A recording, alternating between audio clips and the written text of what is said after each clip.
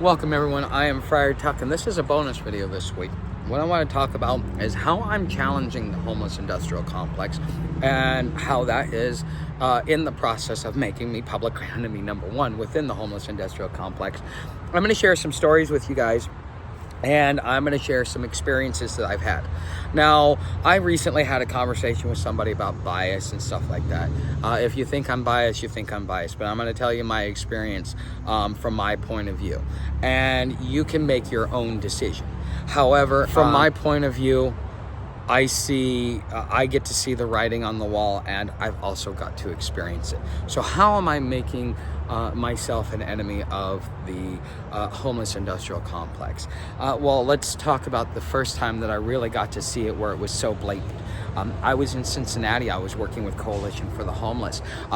I wanted to start writing articles. They said, oh yes, we give preferential treatment. You can put an article in every month if you want, and we'll publish it because we need people to come in here and we need people to write. It's like, okay, cool.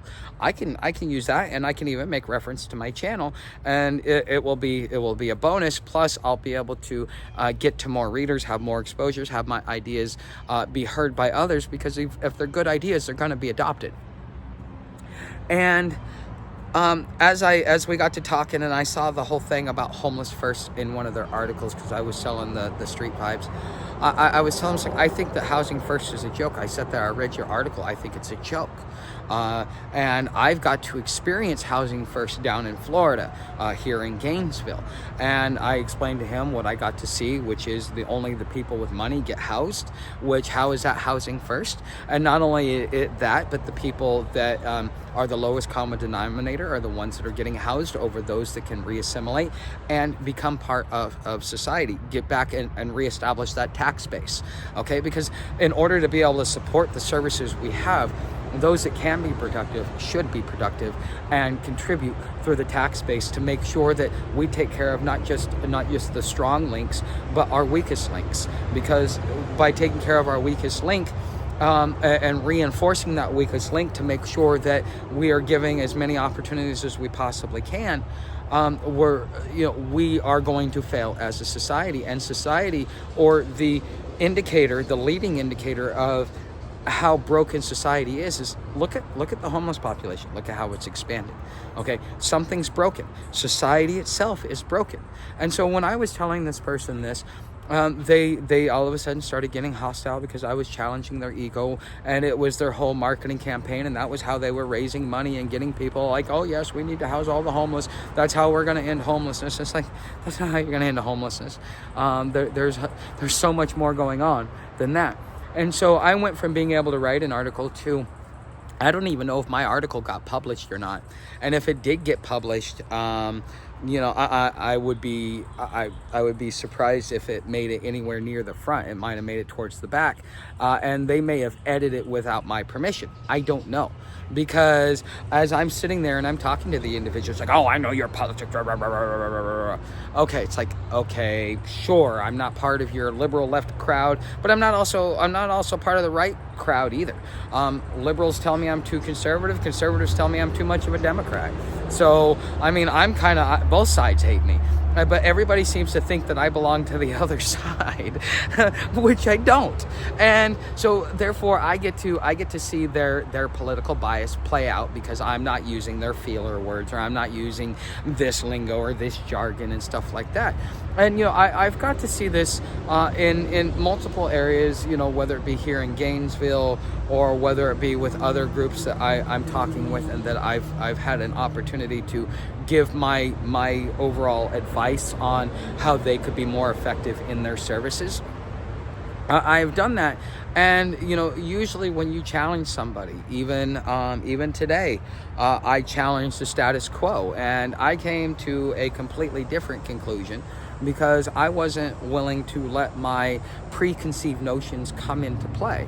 And that is the difference between somebody who's going to find an effective solution and somebody who is too busy perpetuating their own agenda, their own viewpoint for the world that they see it as, versus looking at the world for what it really is, and then just having an understanding of how to navigate and accomplish certain tasks.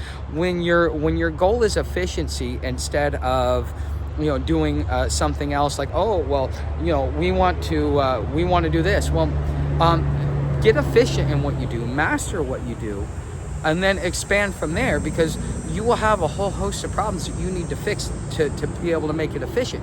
Because the more efficient you make something, the more popular it becomes, the more of an important part of society it becomes.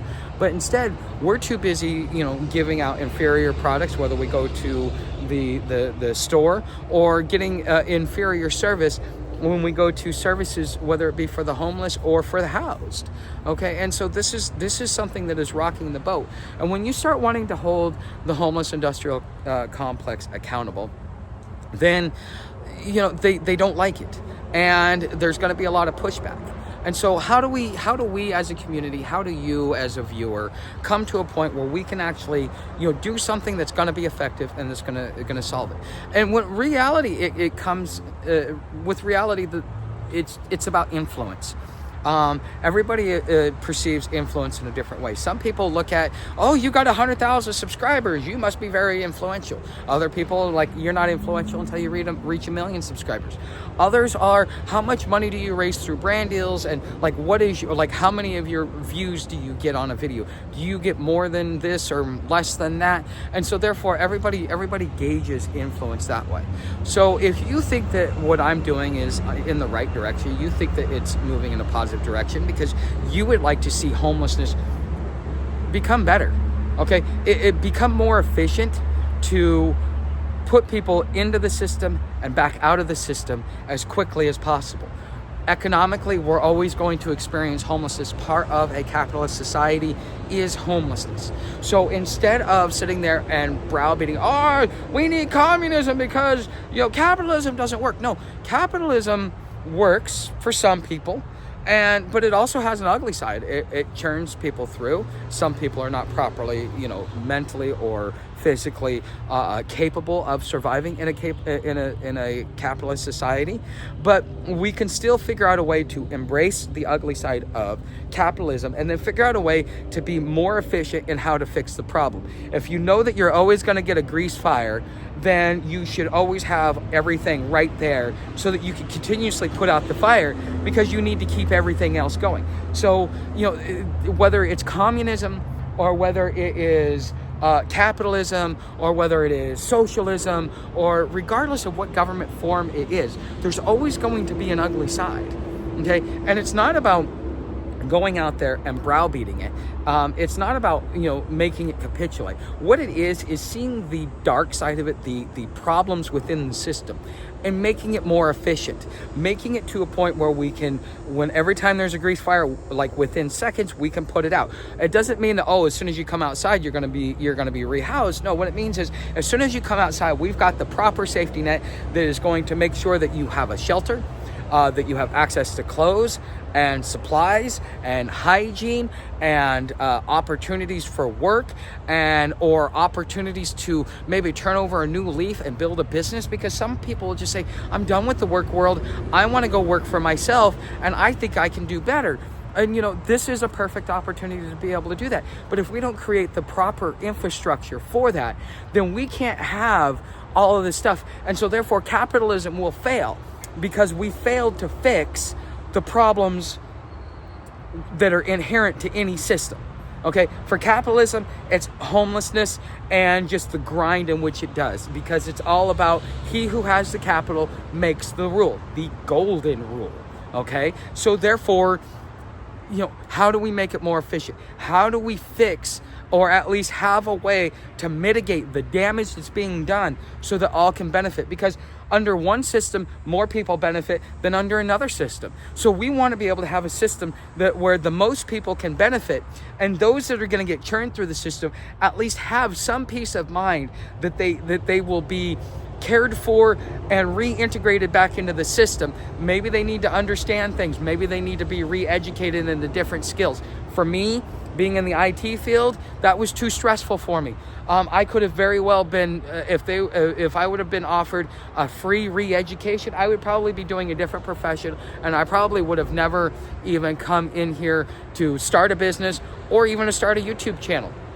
Okay, and I would have been perfectly content and happy with that. Because you know what? Although I made a mistake and I failed, and I ended up out here, I had the opportunity and the ability to re-skill, re-educate myself, to re-solidify my structure, rebuild my foundation. And with the assistance of society, under an implied contract, which is we're going to do all this for you so that you can better yourself. Okay, and so that's really where it all breaks down. So if you support what I'm talking about here, become a subscriber, become a member on either Patreon or here on YouTube. Make sure you show up to my live stream, share my videos, watch and comment on my videos. Tell me what you think. You know, the more engagement we have, the more people that get to see this, because that means that it is fulfilling people. Okay, so this is why I made this video. You come to your own conclusions. Am I an enemy to the homeless industrial complex? Because if I am, then that means that I'm a friend to the homeless man. Or am I neither a friend to the homeless man nor the homeless industrial complex? I want to know what you think. If you've made it this far, let me know down in the comments. Thanks for watching. See you in the next video.